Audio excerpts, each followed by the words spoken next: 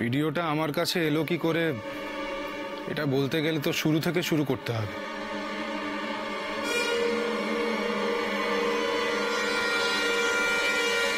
হ্যাঁ তাই করুন। হ্যাঁ ঋষি, তুই সবটা বল, আমরা পুরোটা জানতে চাই।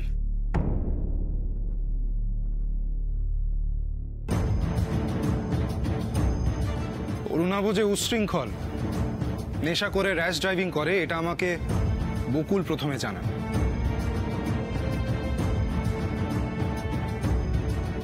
যথারীতি কথাটা আমরা কাকুমণিকে গিয়ে বলি।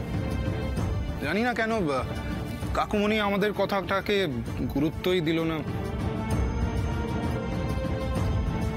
কাকুমণি হয়তো ভেবেছিল যে অরুণাভ কম বয়সী ছেলে, বয়স বাড়ার সঙ্গে সঙ্গে হয়তো ওর এই বদগুণগুলো চলে যাবে,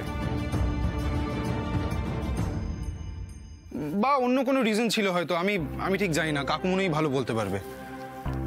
যাই হোক না কেন, কাকুমণি এশার বিয়েটা ভাঙতে চায়নি।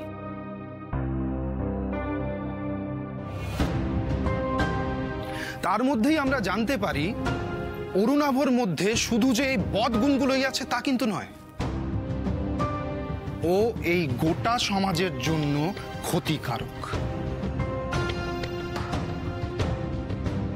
কারণ আপনার এই ছেলে ড্রাগ পেডলিং এর সাথে যুক্ত। কলকাতা ও কলকাতার আশেপাশে অরুণাভর এই ড্রাগ পাচার চক্র যথেষ্ট অ্যাক্টিভ। তাই আমি আর বকুল ঠিক করি যে শুধুমাত্র এই বিয়ে আটকানো নয়, অরুণাভর এই অ্যান্টি সোশ্যাল অ্যাক্টিভিটিও বন্ধ করতে হবে। আর সেই দিন থেকেই আমাদের প্ল্যানিং শুরু হয়। তারপর শুরু হয় আমাদের আর অরুণাভর লুকোচুরি খেলা। কখনো আমাদের চোখে ধুলো দিয়ে ও পালিয়ে যায়, আবার কখনো কখনো আমাদেরকে মেরে ফেলার চেষ্টাও করে।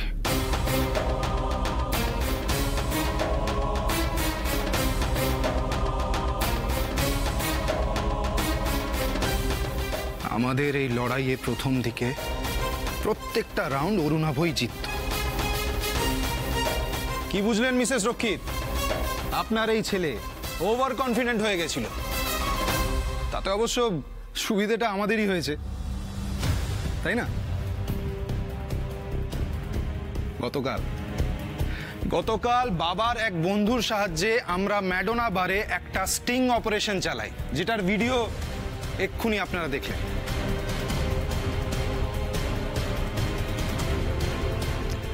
ঋষি ঠিকই বলছে, আমি জানতাম। ওদের কাছে সবটা শোনার পর আমি ঠিক করি যে আমি ওদের সাহায্য করব। সমর কিরকম ছেলের সঙ্গে এশার বিয়ে দিতে যাচ্ছে সেটা ওর চোখে আঙুল দিয়ে দেখানোর দরকার ছিল। কিন্তু এই গোটা ঘটনার সঙ্গে মিসেস রক্ষিতের কি সম্পর্ক সেটাই তো বুঝতে পারছি না। সেটা তো মিসেস রক্ষিতই ভালো করে বলতে পারবেন। কি মিসেস রক্ষিত, সত্যিটা কি আপনি বলবেন নাকি? ও ঠিক আছে, এই গুরুর দায়িত্বটাও না হয় আমি নিলাম। না না, আমি বুঝতে পারছি, সত্যি কথা বলার মতো সাহস বা মুখ কোনোটাই আপনার বা আপনার এই ফ্যামিলি মেম্বারদের নেই, বুঝতে পারছি আমি। বাড়াবাড়ি করছো ঋষি, এর ফল কিন্তু ভালো হবে। সবে তো গল্পটা বলতে শুরু করেছি অরুণাভ, গল্পটা শেষ হোক, বাড়াবাড়ি কাকে বলে বুঝবে। যাই হোক, আমার ধারণা বকুল যে অরুণাভকে সন্দেহ করতে শুরু করেছে সেটা মিসেস রক্ষিত কোনোভাবে আঁচ করতে পারে। সঙ্গে উনি এটাও ভেবেছেন যে বকুলকে যদি সামলাতে না পারেন তাহলে কিন্তু ওনার ছেলের কপালে দুঃখ আছে। তাই বকুলের বিশ্বাস অর্জন করার জন্য অরুণাভর এগেনস্টে ওনাকে অনেক খবর দিতে শুরু করে। সঙ্গে এটাও বলেন এশার সঙ্গে অরুণাভর বিয়ে হোক, এটা নাকি উনি চান না। আমিও এই বিয়েটা আটকাতে চাই, কিন্তু আমি আমি কিভাবে আটকাবো সে রাস্তা তো আমার জানা নেই। আমি তাই তোমাকে বললাম।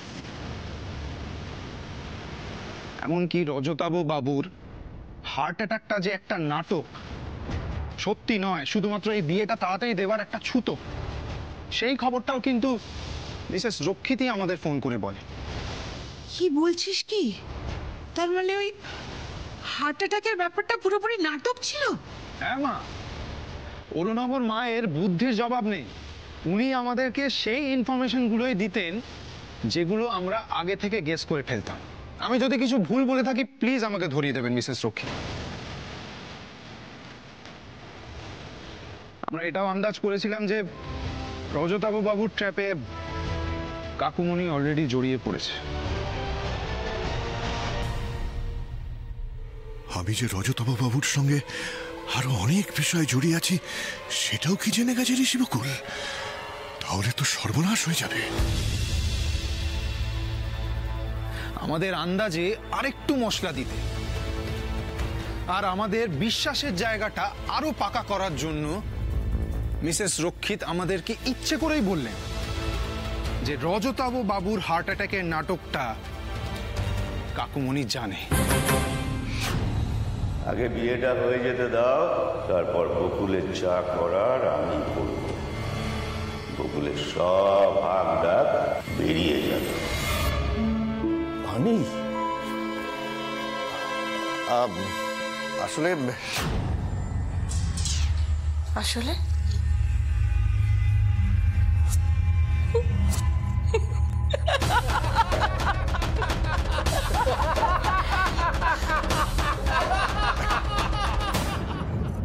আর তারপর বড় খেলা খেললেন মিসেস রক্ষিত কালকে। আই মাস্ট সে মিসেস রক্ষিত, কি কনভিন্সিং অ্যাক্টিং করতে পারেন আপনি। মানে বকুলের মতো একজন ইন্টেলিজেন্ট মেয়েও আপনাকে ধরতে পারেন। বাহ!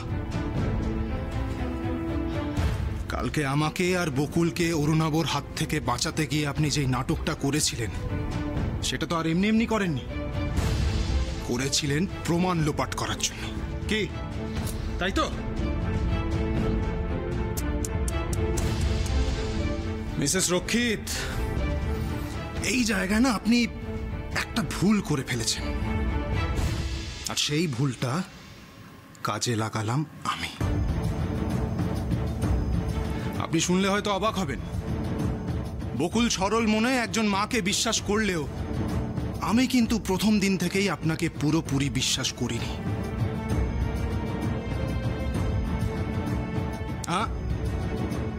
এটা কিন্তু আপনি ধরতে পারেননি, ফলে আপনিও আপনার ছেলের মতো ওভার কনফিডেন্ট হয়ে গেছিলেন। আরে বাস, কি সাংঘাতিক বুদ্ধি ভিতরা মেয়ের।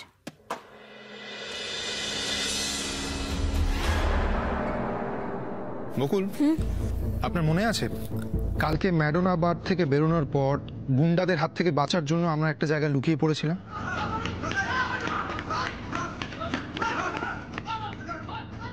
হ্যাঁ হ্যাঁ, মনে আছে মনে আছে। আর সেখান থেকে আপনি বেরিয়ে গেছিলেন, কিন্তু আমি ওখানেই দাঁড়িয়েছিলাম।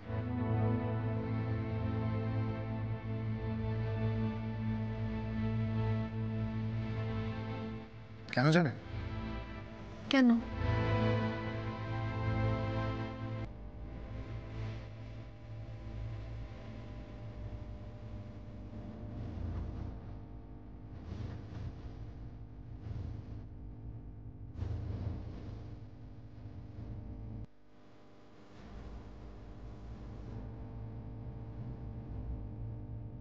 আপনি দাঁড়িয়ে আছেন কেন? চলুন। অনেকগুলো দিক ভেবেই আমি আমার ফোনে ওই ভিডিওটার ব্যাকআপ নিয়ে রেখেছিলাম, কারণ আমি আগে থেকেই আন্দাজ করতে পারছিলাম যে আমরা যতটা দেখছি না, খেলাটা কিন্তু ততটা নয়। এর পেছনে আরো বড় খেলা আছে।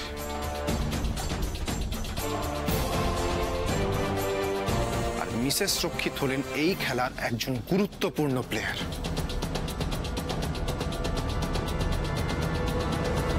কালকে মিসেস রক্ষিত যখন আমাদের কাছ থেকে প্রমাণগুলো চাইলেন, আমার সন্দেহটা আরো বেড়ে গেল। আমি 90% শিওর হয়ে গেলাম আপনাকে কথা দিলেও ঠিক সময় মতো পুলিশ আর প্রমাণ কোনো মতেই উনি নিয়ে আসবেন না। আর দেখুন সেটাই হলো। কিন্তু এত কথা আপনি আমাকে বলেননি কেন? না বলার জন্য সরি, কিন্তু দেখুন এর পেছনে একটা কারণ ছিল। আমি চেয়েছিলাম আপনি মিসেস রক্ষিতকে সত্যি সত্যি বিশ্বাস করুন, কারণ বিশ্বাস যদি করেন তাহলে উনি আপনাকে সন্দেহ করবেন না, আর সন্দেহ না করলে উনি সতর্ক হতে পারবেন। আর এই ফাঁকে আপনার আড়ালে আমি আমার নাটকটা চালিয়ে যেতে পারবো। উনি নিজের মুখে যতই বলুন না কেন, হাজার অপরাধ করলেও একজন মা নিজের ছেলের সঙ্গে এরকম একটা বিশ্বাসঘাতকতা করতে পারে, মানে আমার তো এটা বিশ্বাস হয় না।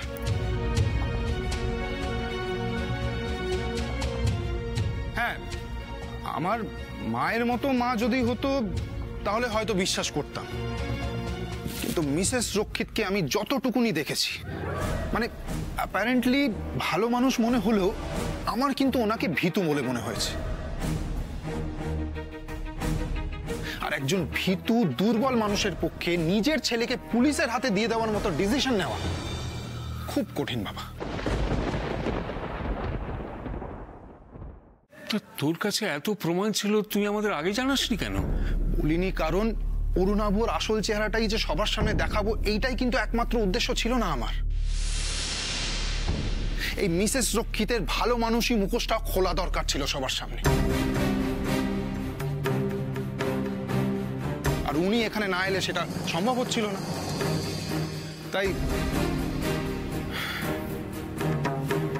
তাহলে বাবা ছেলের এই বড় খেলাটা এখানেই শেষ। এসব কি সমর? বিয়ের আসরে সবার সামনে এভাবে অপমান করে কিন্তু তোমরা ঠিক করলে না। এরপরে কিন্তু পস্তাতে হবে তোমাদের। চুপ করুন আপনি। আপনাদের মতো বাবা মায়ের জন্যই অরুণাবর মতো ক্ষতিকারক নোংরা ছেলে আমাদের সমাজে বাড়ছে। বকুল, মুখ সামলে। দেখেছেন তো, ঠিক এই প্রশ্রয়টা আপনাদের মতো ক্ষমতাবান মানুষরা ঠিক এই প্রশ্রয়টা দেয় বলেই আজকে এই শহরে ড্রাগ পাচার হচ্ছে, শহরের আনাচে কানাচে ছড়িয়ে পড়ছে। আরে বাবা, আপনি তো নিজেই জানেন না যে আপনার ছেলে ড্রাগের মতো মারণ নেশায় জড়িয়ে পড়েছে।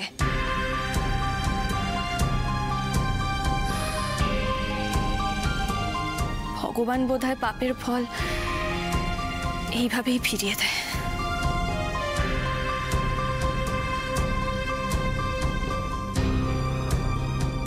আর একটু অপেক্ষা করো অরুণাভ, পুলিশ বোধহয় চলেই এসেছে। বিয়ে তো করতে পারলে না, বিয়ের স্বপ্নটা না হয় জেলে বসেই দেখো।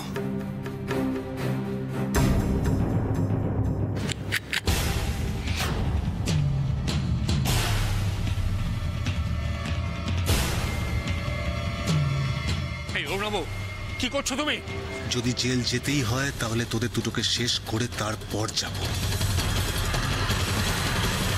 কি করছো কি তুমি? সরাও সরাও না।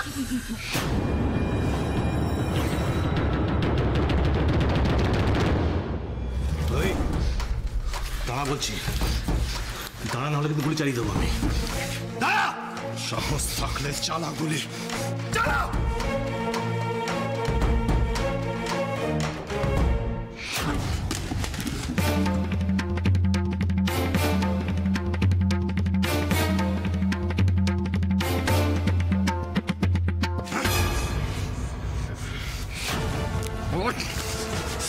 অনেক হয়ে গেছে, হ্যাঁ? অনেকক্ষণ ধরে আমি সহ্য করছি। আর বেশি বাড়াবাড়ি করো না। সমর, এত আস্পর্ধা তোমার?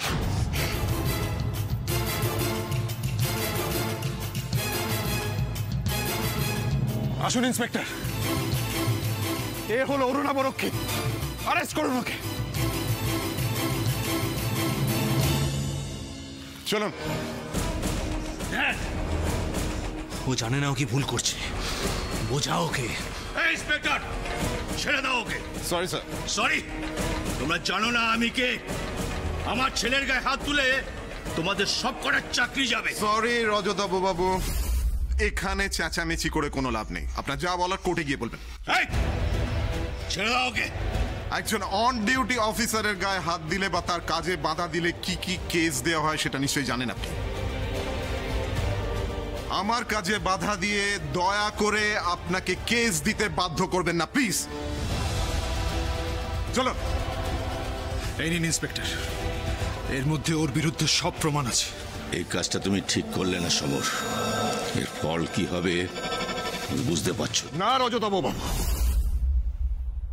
এতদিন আমি যেটা করেছিলাম সেটা ভুল ছিল, কিন্তু আজ যেটা করেছি একদম ঠিক কাজ করেছি। আপনারও একটি বিবাহযোগ্য মেয়ে আছে না? হ্যাঁ আছে তো, দেবেন দেবেন এইরকম একটা ক্রিমিনালের সঙ্গে আপনার মেয়ের বিয়ে দেবেন?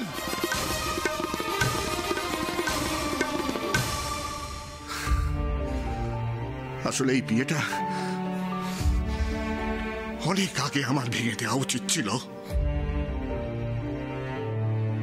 দাদা, সেদিনকে আমি ঋষি বকুলকে বিশ্বাস করিনি, এদেরকে বিশ্বাস করেছিলাম। ভেবেছিলাম অরুণাভ হয়তো একটু আনন্দ ফুর্তি এসব করতে ভালোবাসে, কিন্তু ওর কোনো বদ গুণ নেই, কিন্তু বলছিলাম আমি। আজ আমার চোখ খুলে গেছে। শুনুন, আমার মেয়ে লগ্ন ভ্রষ্টা হোক আর যাই হোক, এইরকম একটা ড্রাগ পেডলারের সঙ্গে আমার মেয়ের বিয়ে জীবনে দেব না আমি, কিছু তাই না।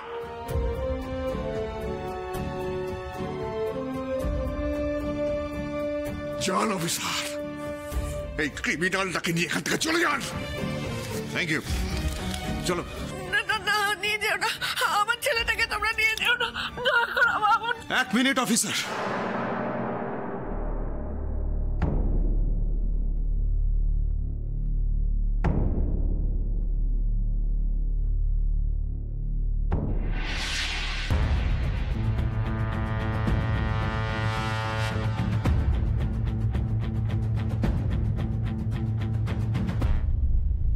চেক মেট।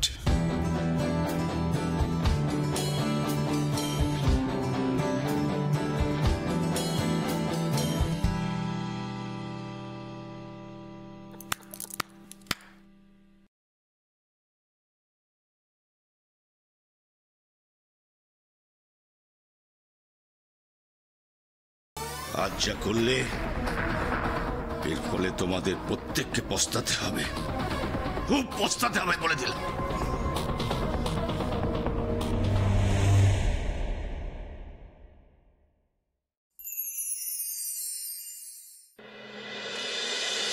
জিও জিও ওস্তাদ জিও, কি করলেন আপনি? হ্যাঁ, স্পেশালি শেষটা, স্যালুট। আপনি না থাকলে আমার পক্ষে একা এগুলো করা সম্ভব হতো না বকুল, সত্যি। আমার ভাইটা আস্তে আস্তে কত বড় হয়ে গেল। Proud of you brother. ঈশাকে সর্বনাশের হাত থেকে বাঁচালি তোরা বাবা। কত ভাগ্য করে যে তোদের মতন সন্তান পেয়েছি আমরা। রায়মশাই, লগ্ন তো পেরিয়ে যাচ্ছে, বিয়েটা কি হবে না? কিন্তু লগ্নভ্রষ্টা হলে তো এশার আর কোনোদিন বিয়ে হবে না। এরপর তো সারা জীবন ওকে আইবুড়ো হয়ে ঘরে বসে থাকতে হবে। হলে হবে। একটা মেয়েকে যখন বিয়ের পরেও বাড়িতে রাখতে পেরেছি, তখন আরেকটা মেয়েকেও বিয়ে না দিয়ে বাড়িতে রাখার সামর্থ্য আমাদের রয়েছে। হ্যাঁ, তা তো বটে। আর তাছাড়া এরকম হুট বলতে ভালো ছেলে পাবো কোথায় যে এসাকে বিয়ে করবে? শেখর, একটা উপায় আছে। কি উপায় ডাক্তার? যাকে না পাওয়ার জন্য মেয়েটা সুইসাইড অ্যাটেম্প করেছিল, তার সঙ্গেই না হয় বিয়েটা দিয়ে দাও। ঈশা কাউকে ভালোবাসতো? তুমি জানলে কি করে?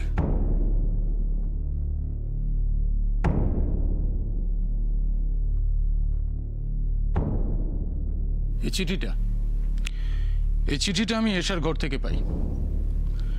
এটা পড়লেই তোমরা সকলেই বুঝতে পারবে, সবটা পরিষ্কার হয়ে যাবে। দেখো,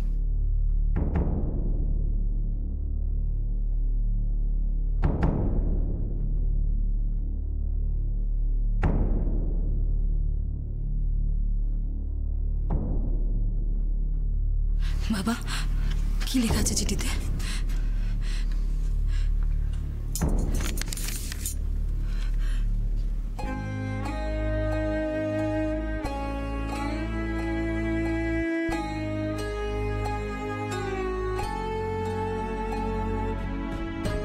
হ্যাঁ গো, কি লিখেছে ও?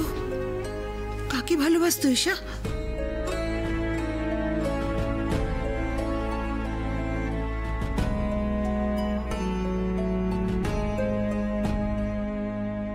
দীপকে।